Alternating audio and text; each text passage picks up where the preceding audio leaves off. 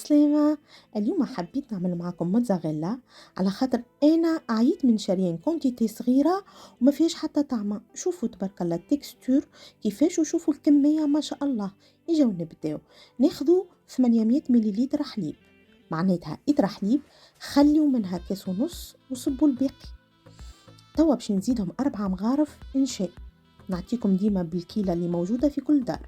رشة ملح قدر نص مغرفة صغيرة، حركوهم شوية هكايا يتجانسوا، ومن بعد ترحيوهم بأي خلاط عندكم، كوسوسوا كيما أنا هكا وإلا تحطوهم في البلاندر فك القمصان ولا اللي تحبوا.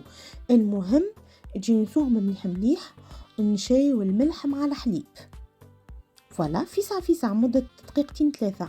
من بعد نطيبوهم على نار متوسطة مع التحريك المستمر، تحركوا حتى لين تتحصلوا على التكستور هذه اللي قاعدين نشوفوا فيها.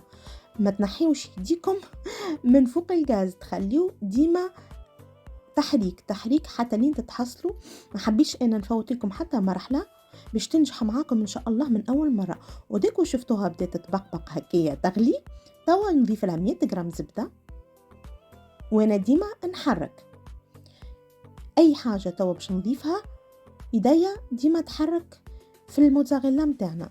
هنا باش نزيد الفرماج غابي، هذا اختياري تنجموا ما تعملوهوش، مي انا حبيت نطعمها. تنجموا تعملوا فرماج مثلثات. حطيت زاده 100 غرام موتزاريلا باش تخليها الاستيك. يعني شفتوا ال 100 غرام موتزاريلا هذيك قد باش طيح لنا من بعد ان شاء الله. دونك موتزاريلا والزبده حاجه اجباريه. الفرماج اللي باش يبان لكم تحبوا تعملوه تحبوا ما تعملوهوش، وتعملوا اي نوع تاع فروماج ان شاء الله 3 فروماج مثلثات. بعد ما طابت 5 دقائق من بعد ما زدت الموتزاريلا طفيت، وتوا نبردها بالتحريك المستمر هكا، تخليوهاش تبرد وحدها باش ما تعملش كلكوش من الفوق. هنا خديت المول نتاعي لفيتها في السلوفان. بعد ما بردت الموتزاريلا هايكا شوفوا تبارك الله التكستور نتاعها. كان عندكم مول سيليكون احسن. نحطها 3 سوايع في الفريجيدير ونخرجها 3 سوايع لا اكثر، تخليوهاش تبات.